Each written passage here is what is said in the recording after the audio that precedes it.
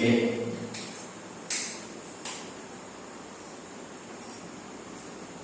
నిత్యం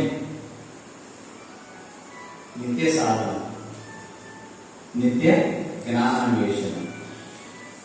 నిత్య సాధన, నిత్య జ్ఞానాన్వేషణ అనేది ఒక జ్ఞాని చేస్తూ ఉంటాడు. నిత్య సాధన, నిత్య జ్ఞానాన్వేషణ. ఎందుకంటే ఈ జీవితం అనేది మూనాలు ఎంతో మంది కొన్ని కోట్ల సంవత్సరాల నుంచి, యుగ యుగాల నుంచి ఎంతో మంది ఇక్కడ పుట్టారు, ఎంతో మంది మరణించారు. ఎంతో మంది పుట్టారు, ఎంతో మంది మరణించారు. అందులో భాగంగా మనం కూడా అంతే. ఎంతో మంది పుట్టారు, ఎంతో మంది చనిపోయారు. ఇదొక జీవనది అంటాం. అంటే జీవనదిని ఏంటంటాం? ఎప్పుడు ప్రవహిస్తున్నటువంటి వాటినే జీవనది అంటాం. అలాగే ఈ యొక్క జనన మరణ చక్రం అనేది, జనన మరణ చక్రం అనేది ఆగని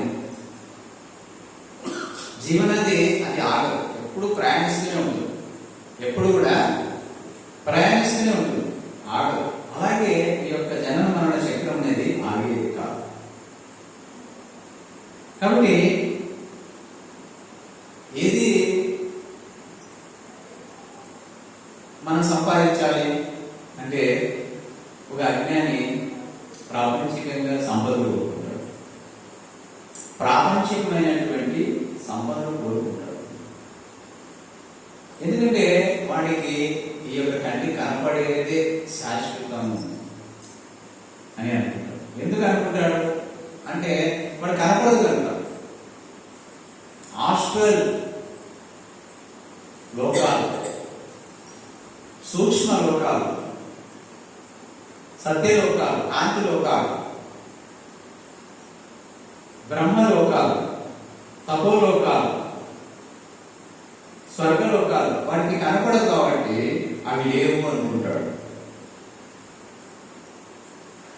అవి కనపడదు కాబట్టి అవి లేవు అనుకుంటాడు. అందువల్ల ఇదే కనపడేటువంటిది ఈ యొక్క భూమే, ఈ భూమండలమే శాశ్వతం అనుకుని ఈ యొక్క సంపదల పట్ల మక్కువను పెంచుకొని, కోరికలు పెంచుకొని, ఇష్టాయిష్టాలు పెంచుకొని ఈ యొక్క బంధంలోనే, ఈ యొక్క జనన మరణ చక్రంలోనే పడి చూస్తున్నాడు. ఒక ఇస్రాయేల్లో మనం గింజలు పోస్తాం. గింజలు పోసి 2 ఇస్రాయిల్లా తిప్పితే కింద ఒక ఇస్రాయి, పైన ఒక ఇస్రాయి, రెండింటి మధ్యలో ఆ యొక్క భీము కానీ, రాగులు కానీ, జొన్నలు కానీ నలిగినట్లు మనిషి యొక్క బాహ్య బంధాలలో, బాహ్య కోరికలలో, బాహ్య ఇష్టాలు, ప్రాపంచిక ఇష్టాలు నలిగిపోతున్నాడు. పొద్దున్న లేస్తానే ఆ యొక్క కోరికల లేస్తున్నట్టుగానే ఆ కోరికలను ఆలోచన చేస్తూ డబ్బు సంపాదించాలను, పేరు సంపాదించాలను, హోదా సంపాదించాలను, రకరకాలుగా ఈ యొక్క మోహాలతో పరిగెడుతూ మనిషి ఇక 2 విసరాల మధ్యలో ఆ బియ్యం గింజలు, ఆ రాగు నలిగినట్టు మనిషి ఈ జనన మరణం అనే 2 ఇసరాల మధ్యలో నలిగిపోతున్నాడు. మనిషి జనన మరణం అనే 2 ఇసరాల మధ్యలో నలిగిపోతున్నాడు. కాబట్టి ఎప్పుడైతే తనలో జ్ఞానం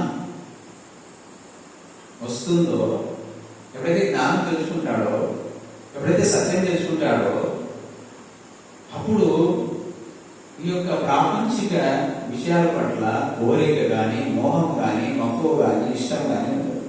దానివల్ల జీవితం అనేది ఏది ఉన్నా ఏది లేకున్నా వాడికి తెలిసిపోదు.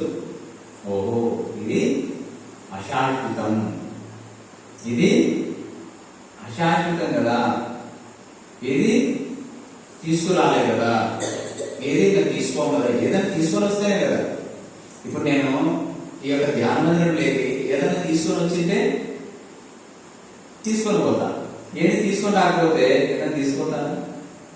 ఇప్పుడు నేను ఏదైనా తీసుకొని వచ్చింది ఇక్కడికి తీసుకొని పోతా, ఏది తీసుకురాలి ఈ ధ్యాన మందిరంలోకి తీసుకుపోయేకి అవుతుందా? అలాగే మనిషి భూమిపైకి వచ్చేటప్పుడు ఏమి తీసుకురాలి, మరి ఏమి తీసుకురానప్పుడు పోయేటప్పుడు ఏమి తీసుకుపోతాము?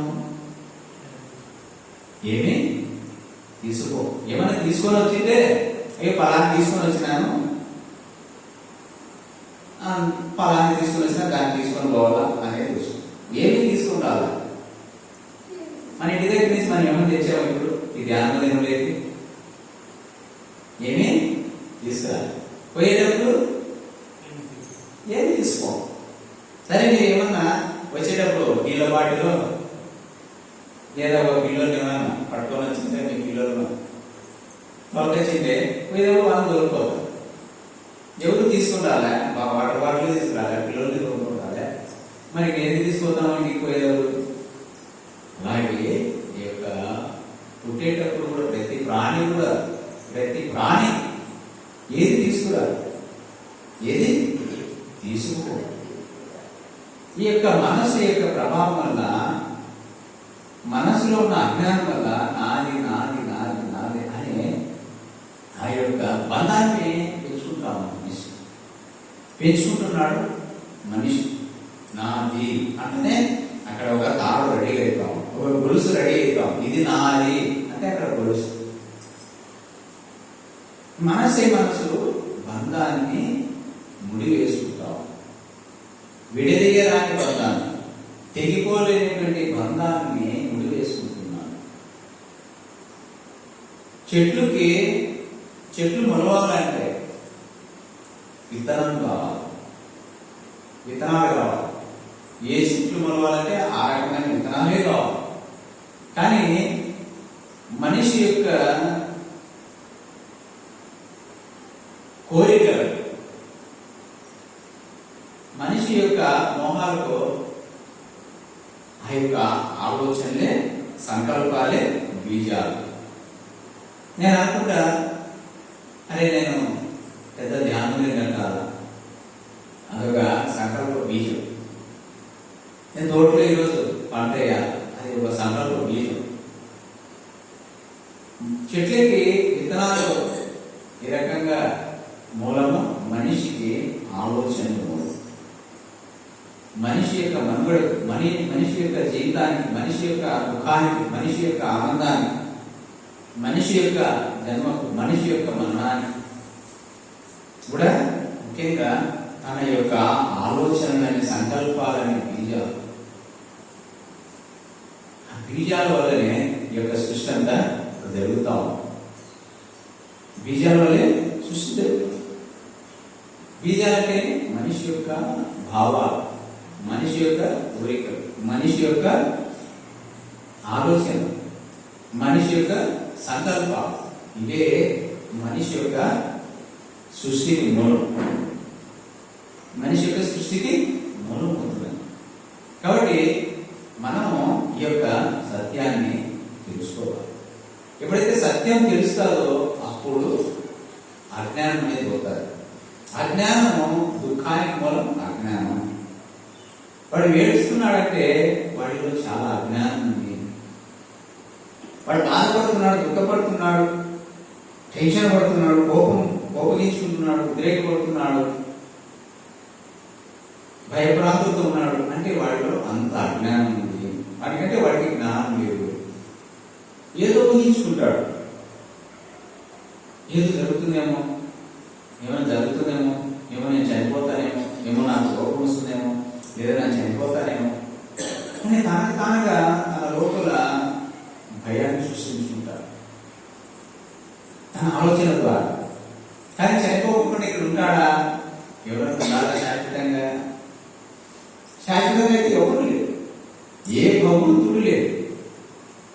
ప్రతి ఒక్క భగవంతుడు కూడా ఎంత గొప్ప జ్ఞాని అయినా కూడా వీరబ్రహ్మేంద్ర స్వామి వారు, రమణ మహర్షి లాంటి వారు, వివేకానంద లాంటి వారు, వారు బుద్ధుడు లాంటి వారు, బద్రీజీ లాంటి వారు, సదానంద యోగి లాంటి వారు, హిమాలయ యోగులు, ఎంతో పైలట్ బాబా, ఎంత గొప్ప సంపన్నులు వారు, సంపన్నులు, అష్టసిద్ధులు పొందినటువంటి వారు, అష్టసిద్ధులు పొందినటువంటి వారు.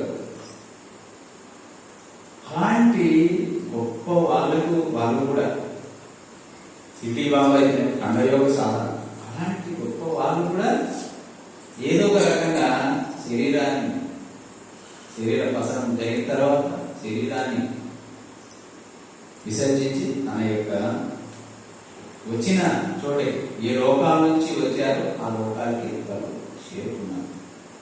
అలాగే ఈ యొక్క భయంతో ఉన్నటువంటి వాడు, దుఃఖంతో ఉన్నటువంటి వాడికి జ్ఞానం లేదు.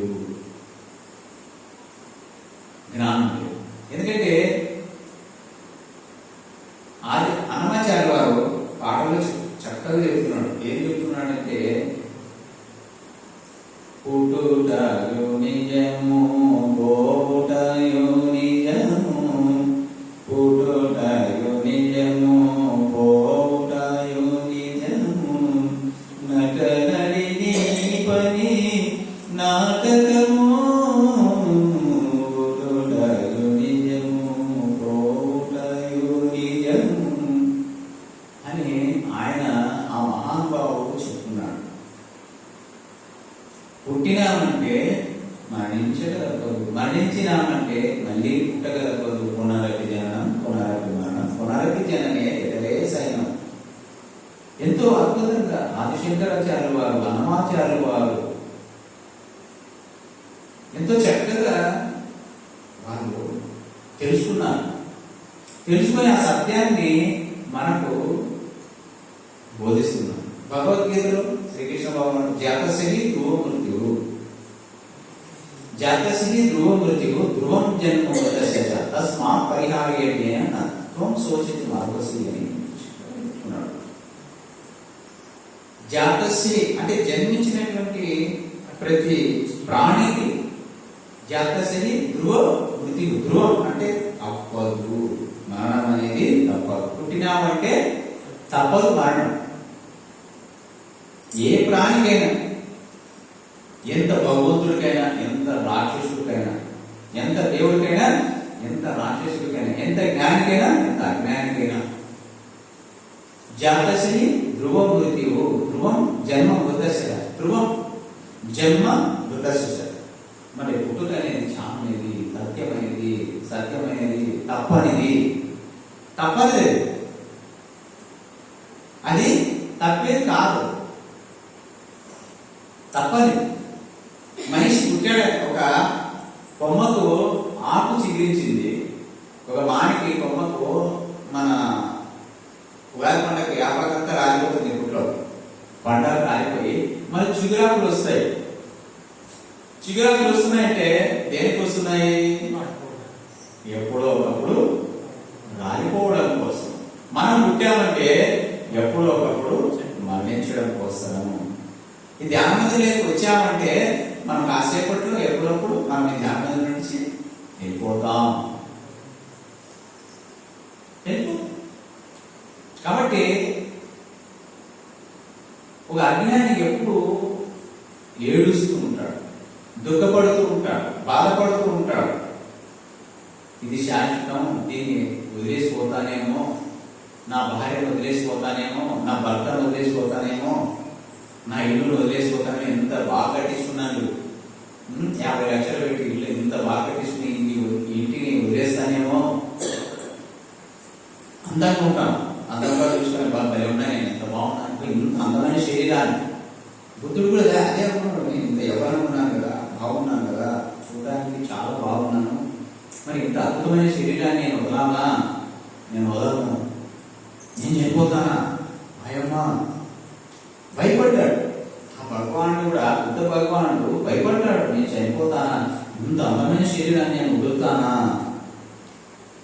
మరి అంత చనిపోయేటట్టుగైతే మరణించేటట్టుగైతే దేనికి శరీరం, దేనికి చనిపోయినట్లు మరి ఎందుకు అవసరమా అని ఆయన కూడా జ్ఞానోదయం కానంత వరకు ఆయన కూడా టెన్షన్ పడినాడు, భయపడుతున్నాడు.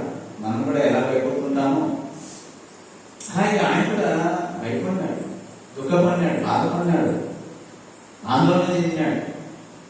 సత్యాన్ని తెలుసుకున్న తర్వాత ఓహో కరెక్ట్, పుట్టినామంటే గిట్టక తప్పదు, గిట్టినామంటే మళ్ళీ పుట్టక తప్పదు అనేటువంటి సత్యాన్ని ఆయన తెలుసుకున్నాడు. అలాగే మనం కూడా ఎప్పుడైతే సత్యాన్ని తెలుసుకుంటామో అప్పుడు మనకు దుఃఖం ఉండదు. అర్జునుడు కూడా దుఃఖపడినాడు.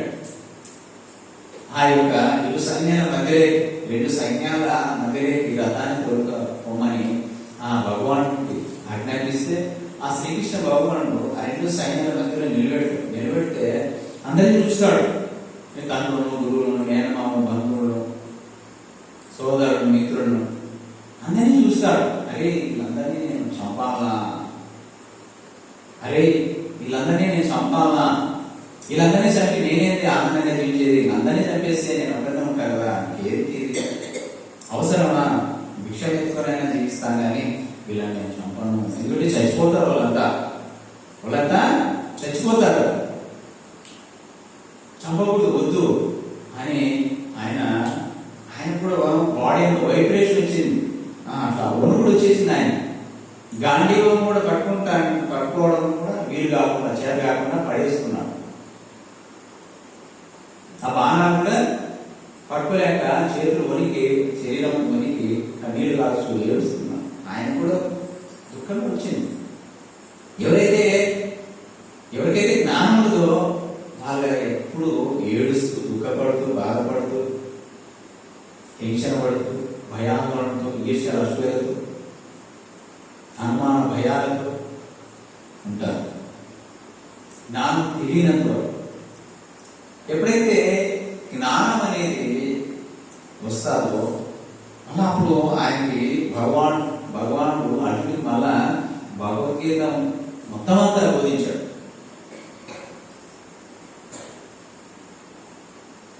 అర్జున, నువ్వు చంపుతాను, చచ్చిపోతాను అంటున్నావు, కానీ నువ్వు నైనం చిందంతి శస్త్రా నైనం దహతి పావక నా చైనం కేదయంత్యాపో నా సోపచతి మారుత. అర్జున, ఆత్మను శస్త్రం ఛేదింపదాలు, అగ్ని దహింపదాలు, నీరు తడుపుదాలు, వాయు ఆత్మేను సముక్తముగా. కావున అర్జున, నువ్వు దుఃఖించద్దు.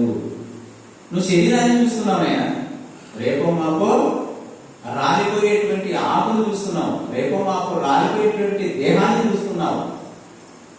ఈ శరీరం ఎలాంటిదంటే వాసాంశ జీర్ణాన్ని యథా విహాయ నవాని గృహ్ణాది కరోపరాని తదా శరీరాన్ని విహాయ జీర్ణం అన్యాన్ని సంయాతి నవాని దేహి. మనిషి చిరిగిన వస్త్రములు వదిలి నేను నూతన వస్త్రములు ఎలా ధరించను, అలాగే ఆత్మ జీర్ణమైన శరీరాన్ని వదిలి కొత్త శరీరాన్ని ధరిస్తాడు అర్జున. కానీ నీకు తెలియదు, నీకు సత్యం తెలియదు, అందుకే ఏడుస్తున్నావు. నీకు జ్ఞానం తెలియదు, అందుకే ఏడుస్తున్నావు. జ్ఞానం తెలిసిన వాడు ఏడువడు, దుఃఖించడు, బాధపడడు. కాబట్టి నీకు సత్యం తెలియదు కాబట్టి నువ్వు ఏడుస్తున్నావు, బాధపడుతున్నావు. ఆయన కాబట్టి నువ్వు ఏదో సముదాంటున్నావు. చంపబడేది కాదు ఆత్మ, దహింపబడేది కాదు ఆత్మ, తప్పబడేది కాదు ఆత్మ, ఎన్నికబడేది కాదు ఆత్మ. ఆత్మ అనేది దాన్ని ఎవరు ఏం చేయలేదు, అలాంటిది ఆత్మ. అయినా నువ్వు ఏదో చేస్తా అంటున్నావు అంతే, కానీ అది ఆత్మను ఎవరు ఏం చేయలేదు. నీవు ఆత్మే. కనపడేటువంటి సకల ప్రాణి, సకల చరాచర జీవరాశులు కూడా ప్రాణులే, ఆత్మలే. కాబట్టి నేను ఇతరులను చంపుతున్నాను, ఇతరులను చంపుతారు అనేది ఒక అజ్ఞానము. ఇక శరీరాలు పోతాయి, చంపినా శరీరం పోతుంది, చంపకపోయినా కూడా చంపకుండా శరీరం పోతుంది ఆయన. కాబట్టి ఇదిగా సత్యం తెలుసుకో, నీవు శరీరం కాదు ఆత్మ. కనపడే ప్రతి ప్రాణి ఆత్మే, భగవంతుడే. ఆత్మ అంటే భగవంతుడే. కాబట్టి ఆ భగవంతుడు అయినటువంటి ఆత్మను ఎవరు ఏం చేయరు అని సత్యాన్ని చెప్తాడు. అప్పుడు ఆయనకి జ్ఞానం వస్తుంది. అర్జునుడికి, ఆ మహానుభావుడికి ఎప్పుడైతే జ్ఞానం కలుగుతుందో, ఎప్పుడైతే జ్ఞానం గురించి బోధిస్తాడో, అప్పుడు ఆయనకి అవగాహన వచ్చి, అరే ఇంత గొప్పగా మహానుభావుడు నాకు జ్ఞానం బోధించాడు కదా, సత్యాన్ని తెలియపరిచాడు కదా, సరే అనేసి ఇంకా నువ్వు చెప్తున్నావు ఓకే అని అప్పుడు ఆయనకు ధైర్యం వచ్చేసి యుద్ధం చేస్తాడు. భగవానుడు చెప్పినట్టుగా, భగవంతుడు చెప్పినట్టు యుద్ధం చేస్తాడు. ఫస్ట్ ఎందుకు చేయలేదు అంటే ఆయనకి దుఃఖంలో ఉన్నాడు, అజ్ఞానంలో ఉన్నాడు. చాలా మంది ధ్యానం చేయమంటే, జ్ఞానం తెలుసుకోమంటే ఎవరు తెలుసుకోరు. ఎందుకంటే వాళ్ళ అజ్ఞానంలో ఉన్నారు. నాది నా వాళ్ళు ఇంకా సంపాదించాలి, ఇంకా శాశ్వతం, నేను ఇంకా 1000 సంవత్సరాలు ఇక్కడే ఉంటా, 1000 సంవత్సరాలు ఇక్కడే ఉంటా అనేటువంటి అజ్ఞానంలో ఉన్నాడు. అందువల్ల ఈ యొక్క ఇక్కడికి రాడు. ఇక్కడికి రావాలంటే ఎన్నో జన్మల పుణ్యఫలం ఉండాలి. ఈ యొక్క ధ్యాన మార్గంలోకి రావాలంటే, ఈ యొక్క జ్ఞాన మార్గంలోకి రావాలంటే ఏ మనిషి అయినా కానీ ఎన్నో జన్మల పుణ్య ఫలమే ఈ యొక్క అదృష్టం, భాగ్యం. పూర్వ అభ్యాస అయితే యోగోపి జిజ్ఞాసులకి యోగస్య శబ్ద బ్రహ్మతి వర్తతే అని చెప్తారు భగవద్గీతలో శ్రీకృష్ణ భగవానుడు.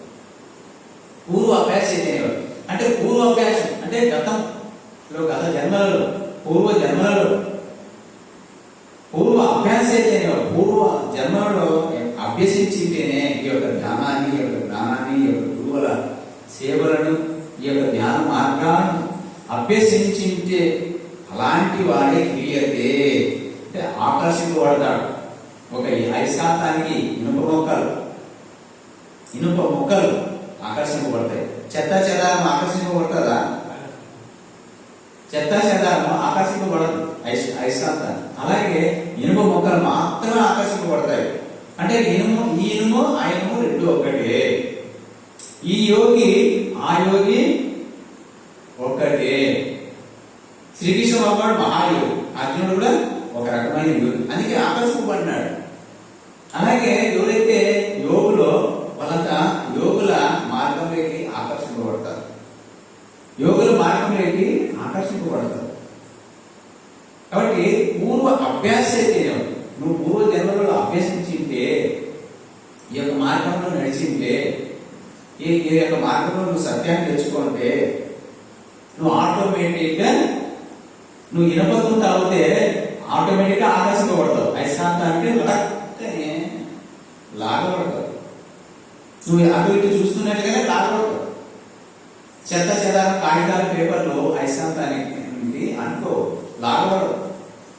అలా అజ్ఞానంలో ఉన్నటువంటి వాడికి, గత జన్మల యొక్క అభ్యాసం లేని వాడికి, గత జన్మలలో ఈ యొక్క మార్గంలో నడవనటువంటి వాడికి ఈ యొక్క జ్ఞాన మార్గంలోకి, ధ్యాన మార్గంలోకి ఆకర్షించబడదు. పూర్వ అభ్యాస ఏదైతే వ్యవసోపి సహా జిజ్ఞాసులకి అంటే వాడికి ఒక జిజ్ఞాస అంటే కోరిక, ఒక కోరిక జిజ్ఞాసులకి యోగస శబ్ద బ్రహ్మతి పడుతుంది. యోగం చేయాలా, ధ్యానం చేయాలి అనేటువంటి ఒక కోరిక కలిగినంత మాత్రం చేతనే శబ్ద బ్రహ్మతి వద్దది. వేదములలో చెప్పబడినటువంటి కొన్ని ఫలాలన్నింటినీ దాటి వేస్తాడు. ఆ యొక్క కోరిక కలిగినంత మాత్రం చేతనే, అంటే ధ్యానం చేయాలి, యోగం చేయాలి అనేటువంటి ఒక జిజ్ఞాస కోరిక కలిగినంత మాత్రం చేతనే వేదములలో, ఉపనిషత్తులలో చెప్పినటువంటి కొన్ని ఫలాలన్నింటినీ కూడా అధిగమిస్తాడు అర్జున అని ఆ భగవానుడు చెప్తున్నాను. కాబట్టి ఆ యొక్క ఆలోచనకి ఇంత శక్తి ఉంటే ఇంకా మరి మనం సాధన చేస్తే ఇక్కడికి వచ్చి జ్ఞానం తెలుసుకుంటుంటే ఇంకెంత స్థితికి చేరుకుంటాం, ఎంత గొప్ప ఫలాన్ని మనం పొందుతాం. కాబట్టి ఈ యొక్క సాధన అనేది, ఈ యొక్క జ్ఞాన మార్గం అనేది, ఈ యొక్క ధ్యాన మార్గం అనేది అనేక జన్మల నుంచి నువ్వు అభ్యసించిన మార్గం అయితేనే మనకి ఆకర్షింపబడుతుంది. ఆకర్షింపబడినా వస్తున్నావంటే నువ్వు ఈ జన్మలో ప్రయత్నం కాదు. నువ్వు ధ్యానంలోకి వచ్చినావంటే ఈ జన్మలో రాదా, ఈ జన్మలో ప్రయత్నం చేయలే. ఎన్నో జన్మల ప్రయత్నం, ఎన్నో జన్మల సాధన, ఎన్నో జన్మల తపన, ఎన్నో జన్మల కోరిక, ఎన్నో జన్మల ఆకాంక్ష ఉంటేనే ఆ జన్మలో ఉంటేనే ఈ జన్మలో ఆకర్షింపబడతాం. ఆకర్షింపబడినాం మనమంతా కూడా ఇక్కడికి వచ్చామంటే మన గత జన్మలోనే ఈ యొక్క మార్గంలో నడిచాము. మన ధర్మాలు పోతాం, సాయంత్రానికి ఎక్కడికి వెళ్తాము? మన గ్రామం ఏదైతే మన వేరుపడుకు వస్తుంది.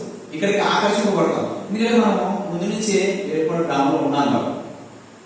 అలాగే ఈ యొక్క ధ్యాన మందిరంలోకి మనం ఆకర్షింపబడుతున్నామంటే మనం గతంలోనే వేర్పడులో మనం జీవిస్తున్నట్లు, పుట్టినప్పటి నుంచి ఇక్కడే ఉండి ఇక్కడే జీవిస్తున్నట్లు మనం అనేక జన్మల నుంచి ఈ యొక్క మార్గంలోనే నడియాడాము, జీవించాము, తెలుసుకున్నాము, సాధన చేశాము. కాబట్టి మనం ఆటోమేటిక్గా ఏ గూటి పక్షి ఆ గూటికి చేరినట్టుగా ఏ యొక్క జ్ఞానులు ఆ యొక్క మార్గంలోకే చేరుతారు. ఆటోమేటిక్గా చేరుతాం. కాబట్టి ఈ యొక్క అజ్ఞానం అనే వాటి వల్లే మనిషికి దుఃఖం వస్తాం.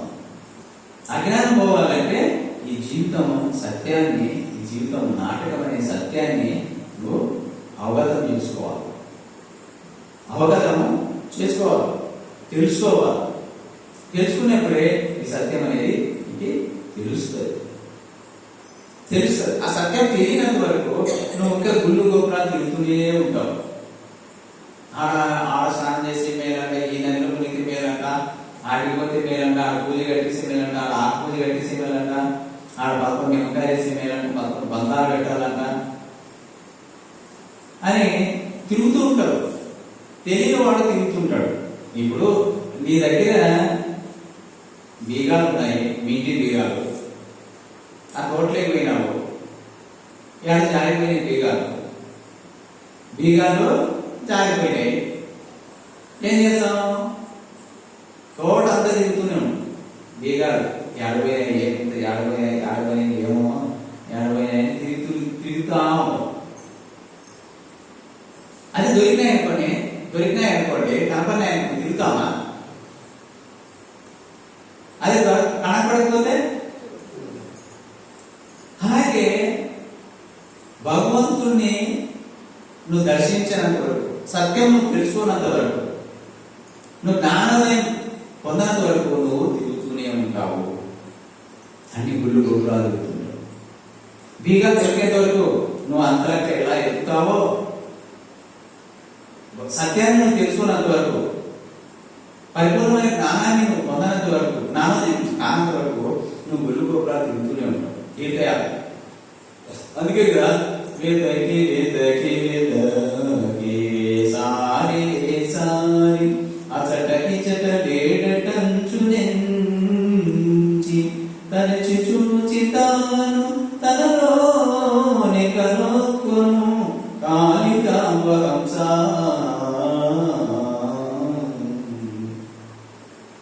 వేదకి సారి సారి అచట ఇచట లేటంచు నెంచి తనచి చూచి తాను తనలోనే కనుక్కును కాళికాంబహంస.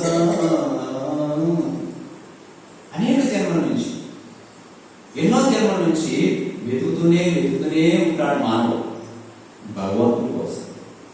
జ్ఞానం కోసం, భగవద్ దర్శనం కోసం అనేక జన్మలు వెతికి వెతికి వెతికి వెతికి వేసారి విసుగొచ్చి అనేక జన్మలు తిరిగి తిరిగి తిరిగి తిరిగి అనేక జన్మలు తిరుగుతూనే ఉన్నాడు భగవద్ దర్శనం కోసం.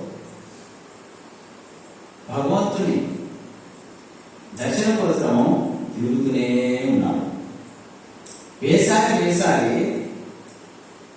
అసలు ఇచ్చడి లేడని తెలుసుకుంటాడు. చివరికి ఎక్కడ భగవంతుడు లేడు అని వేసారి అసలు ఇచ్చడా, అయ్యో కాశీలో ఉన్నాడు అనుకోండి, రామేశ్వరంలో ఉన్నాడు అనుకోండి, జెరూసలేంలో ఉన్నాడు అనుకోండి, మక్కాలో ఉన్నాడు అనుకోండి, కాశీలో ఉన్నాడు అనుకోండి, హిమాలయాలో ఉన్నాడు అనుకోండి, అరుణాచలంలో ఉన్నాడు అనుకోండి అని అనేక జన్మలు ఎతికి ఎతికి తిరిగి తిరిగి తిరిగి తిరిగి వేసారి తిరిగి తిరిగి ఆ కొండలు ఎక్కి దిగి ఆ మోకాలు ఎక్కి ఆ మూటలు మోసి మోకాలు దొడ్లు పోయి కాలు దొడ్లు పోయి ప్రయాణిక అన్నం లేక నీరసించి వేసారి సాలైపోయి తిరిగి తిరిగి ఆ కొమ్మలు పట్టుకొని ఆ కాలు పట్టుకొని ఆ కడ్డీలు పట్టుకొని ఎక్కి దిగి దిగలేక మోకాలు నొప్పులు, స్వామి ఏడున్నావో స్వామి అని తిమ్ములు వేసుకొని బ్యాగ్ పట్టుకొని సక్కలో పిల్లలు వేసుకొని తిరిగి తిరిగి వేసారి విసుగు వచ్చేది. ఇంకా లాస్ట్కు వాయమ్మ అంత దూరం పోతే ఆ తిరుపతి పోతే మేడ పెట్టి నూగిరి చూడమే నూగిరి అని గుడికే బాగుంది ఆ తిరిగి సారైపోయిందని మనము వేసారి అచ్చటే ఇచ్చటే లేడడుచు నేను చివరికి పోయి వాటికి విసుగు వచ్చి అరే ఎక్కడ కనపడలేదు భగవంతుడు ఎక్కడ కనపడలేదు అంటాడు. ఎప్పుడైతే ఇంకా వానికి విసుగు వస్తుందో లేడనుకుంటాడు, ఎక్కడ లేడు, తిరిగి చాలా అయిపోయింది, తీర్థయాత్రలన్నీ తిరిగాము, చాలా అయిపోయింది, ప్రపంచం అంతా తిరిగాము, ఎక్కడ భగవంతుడు లేడు అని ఎప్పుడైతే తెలుసుకుంటాడో అప్పుడు తరచి చూసి తనలోనే కనుక్కున్నాను, తనలోనే తరచి చూసి అంటే మన బయట తొట్లలో పాసి పెట్టింది. ఆ పాసి అంతా అట్లా పక్క కంటాము తొలగిస్తాం లేదా, తొలగిస్తే ఏమవుతాయి నీళ్లు అనమాట.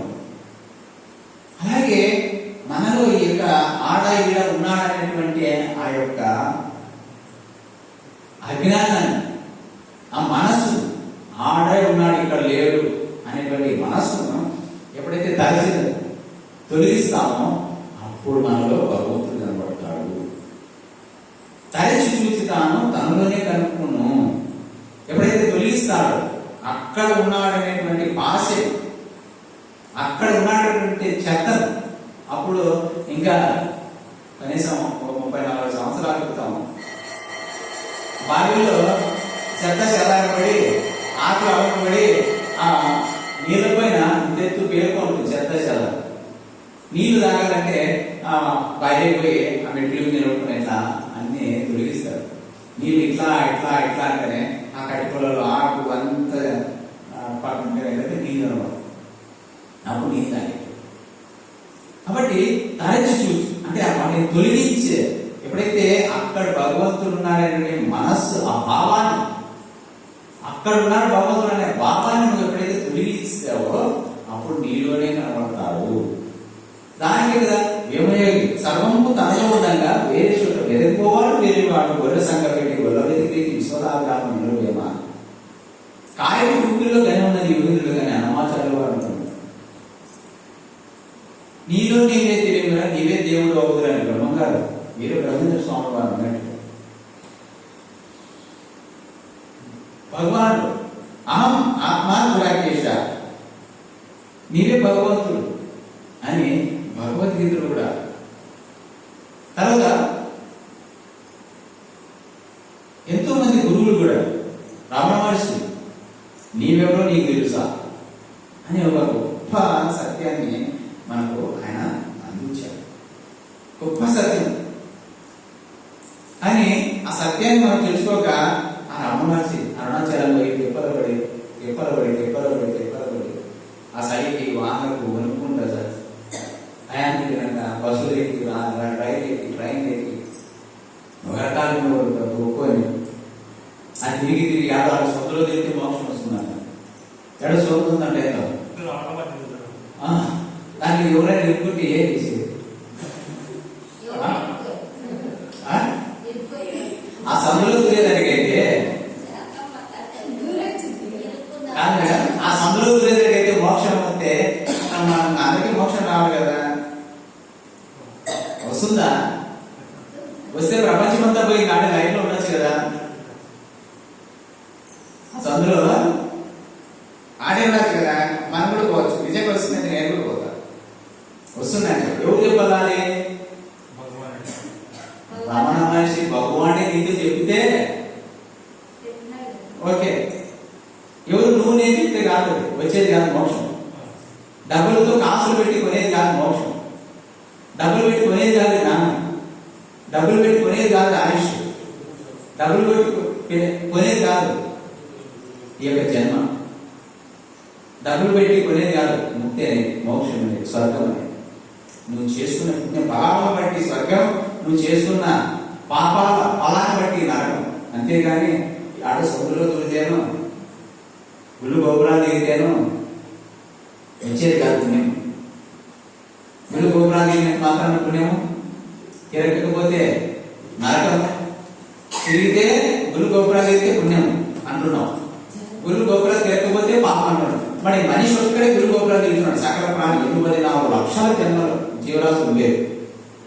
84 లక్షల జీవరాశులు ఉన్నాయి. మరి మనిషి ఒక్కడే తిరుగుతున్నాడు. ఇంకా జీవరాశి ఎందుకు తిరగలే? వాడికి స్వర్గం లేదా? వాడికి నరకమేనా? ఆ జీవరాశి అన్నింటికి నరకమేనా? మరి మనిషికి ఒక్కరికే స్వర్గమా? దానికి అన్నింటికి నరకమేనా? మరి అది తిరగలే, గురు గోపురాలు తిరగలే, ఆ సముద్రంలోకి దూరలే, అవి మాలో చేయలే, పూజ చేయలే, గుళ్ళు కట్టిలే, గోపురాలు కట్టిలే. సోమవారం అని మంగళవారం అని వారం ఒక వారం పెట్టుకుని, సోమవారం శివాలయం అని, మంగళవారం శంకరమ్మ మారేమ్మ గుడికి అని, బుధవారం వినాయకుడి గుడికి అని, ఆంజనేయ స్వామి గుడికి అని, లేకపోతే గురువారం సాగర గుడికి, శుక్రవారం అక్కమ్మ గారిలో లక్ష్మీదేవి గుడికి అని, శనివారం వెంకటేశ్వర స్వామి మహావిష్ణువు అని, ఆదివారం సూర్యభం. ఇలా తిరుగుతున్నాం. మనిషి ఏం తిరుగుతున్నాడు? గుళ్ళు గోపురాలు తిరుగుతున్నాడు. కానీ సకల ప్రాణి తిరగలే. 84 లక్షల జన్మల్లో ఒక్క జీవరాశి మనిషి ఒక్కడే తిరుగుతున్నాడు. తిరిగినంత మాత్రాన మోక్షం వస్తుందా? పుణ్యం వస్తుందా? రమణ మహర్షి గురుగారు నీవెవరు నీకు తెలుసా అన్నాడు. నీవెవరు? అసలు శరీరమా, గుణాల, మనస, బుద్ధ, చిత్తమా, అహమా? ఏంటి నువ్వు? అది తెలుసుకో ఫస్ట్. నా దగ్గరికి రావాల్సిన పని లేదు, ఈ గుళ్ళు గోపురాలు తిరగాల్సిన పని లేదు. ఫస్ట్ నువ్వెవరో నీకు తెలుసు. నీవెవరో నీకు తెలుసా? అప్పుడు ఆ యొక్క పదాన్ని పట్టుకొని, ఆ యొక్క సత్యాన్ని పట్టుకొని నువ్వు కనుక్కోవాలి. నేను ఎవరు అని ఆ సత్యాన్ని పట్టుకొని నేనెవరని నువ్వు తపస్సులు కూర్చోవాలి, ధ్యానంలో కూర్చోవాలి. ఆ మహాత్ముడు కూర్చున్నాడు 12 సంవత్సరాలు రమణ మహర్షి గురువు గారు. ఆయన కూడా సాధన చేశాడు కదా. ఏమన్నా మనలాగా తిరిగి ఏమన్నా తెచ్చుకున్నాడా? గుళ్ళు గోపురాలు తిరిగి తెచ్చుకున్నాడా? ఆయన కఠోరంగా ఆ కొండ గుహలో కూర్చొని 12 సంవత్సరాలు ఏ విధంగా ధ్యాన సాధన చేశాడు. ఆయన తెలుసుకున్నాడు. అలా నా మాదిరి నువ్వెవరో నీకు తెలుసుకో అని చెప్పాడు. నా మాదిరి నీవెవరో నీకు తెలుసు. నేను తెలుసుకున్నా. నేను ఆత్మను, నేను సర్వాంతర్యాన్ని, నేను ఆత్మను తెలుసుకున్నాను. అందుకే నీకు చెప్పాడు. నువ్వు అజ్ఞానంతో ఆ సత్యాన్ని తెలుసుకోక ఆయన కాలు పట్టుకొని, ఆయన గుడి తిరుగుతూ, ఆయన గోపురాలు తిరుగుతూ, ఆయన కొండ తిరుగుతూ తిక్కబట్టినట్లు తిరుగుచుండ్రు. తిక్క ఎరిగినడు ఒక్కడే కాదు విశ్వరాగ్రహం వేమా అని వేమనీయుడు చెప్తున్నాడు. తిక్కబట్టినట్లు తిరుగుచుండు. ఎవరికైతే తిక్కబట్టింటుందో వాడు ఇంటికాడ ఉన్నాడు. తిరుగుతానే ఊళ్ళు, ఆ ఊళ్ళు, ఈ ఊరు తిరుగుతూనే ఉంటాడు. తిక్కబట్టినట్లు తిరుగుచుండు. తిక్క ఎరిగి నడువ ఒక్కడే దాదా విశ్వరాగ్రహం ఉన్నాడు వేమా. ఎప్పుడైతే తిక్క పోయిందో వాడు సార్ గమనం కూర్చుంటాడు. తిక్క పట్టిందంటే తిరుగుతూ ఉంటాడు. తిక్క పోయిందంటే ఒకసారి కూర్చోండి. ఎవరికైతే తిక్క అంతా వాళ్ళంతా తిరుగుతూ ఉంటారు. ఎవరికైతే ఇంకా సత్యం తెలియదు, ఎవరికైతే ఇంకా జ్ఞానం తెలియదు, వాళ్ళంతా కూడా తిరుగుతూ ఉంటారు. మనమంతా తిరుగుతున్నామంటే ఇంకా మనకి ఇంకా లెక్క ఉంది ఏం లెక్క. నేను కూడా చాలా తిరిగి, నేను తిరగలేదన్నా, నేను కూడా గుడి గోపురాలు అడుగులు సన్యాసులు గట్టిగా తిరిగి మావలేసి ఆ స్వామి అంటే 7 స్వామి 6 నిద్ర చేయాలి 7 నిద్ర చేయాలి.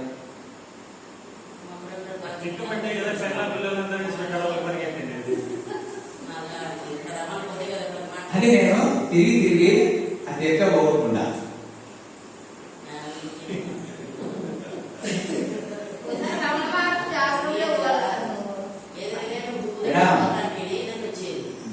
గురువు గారు ఒక సత్యం చెప్తాడు, తిరిగితే తిప్పలు కూర్చుంటే కుప్పలు. ఇంతాకే చెప్పా ఏమి ఈ యొక్క ఆడ అనే అది వదిలేసి ఆడే భగవంతున్నాడు ఆడే ధ్యానం కుదురుతుంది అనేటువంటి ఆ యొక్క భావాన్ని వదిలేసి ఎక్కడైనా కుదురుతుంది యోగికి ధ్యానం. శ్మశానంలో కుదురుతుంది, నడి బస్ స్టాండ్ లో చేస్తారు. అతిథి గురుగారు ఒక ప్రశ్న వేశారు ఒక ఆయన కడతాలో 2012-13 సమయంలో, ఏది స్వామీజీ ఏది దుమ్మనక్కలు అని కొడుతున్నారు, మేళాలు కొడుతున్నారు, ఏది గద్దలు దడదడలా కొడతారు, ఏది స్వామి ధ్యానం చేసే స్వామి ఏది గురుగారు అని అంటే హిందీ ఆయన అంటే ఆయన అంటాడు, అతిథి గురుగారు నువ్వు నడి బస్ స్టాండ్ లో ఎన్నో వెహికల్స్ పోతుంటాయి, శబ్దాలు వస్తుంటాయి, అలాంటి సెంటర్లో నువ్వు కూర్చొని నీ మనసు నిశ్చలమైతే అది నువ్వు ధ్యానం సాగకూడదు అంటాడు. నాకు ఏ శబ్దం ఉండకూడదు. ఇప్పుడు మనమే ధ్యానం చేస్తాడా ఏ శబ్దం ఉండకూడదు అంటే వాళ్ళు కంటపడతారు. అంటే నీ భావన నిశ్చలంగా ఉండాలి, ఇతరులతో పని లేదు. నువ్వు ఆడే కుదురుతాది ఆడ ధ్యానం చేసే భాగం అది వదిలేస్తావు. నేను అనుకుంటా నాకు ఈ టైంలో బాగుంటుంది, నేను ఆడిపోతే బాగుంటుంది. ఈ మనస్సే నీలో ఒక పశువు ఉంది, మనస్సు అనే పశువు.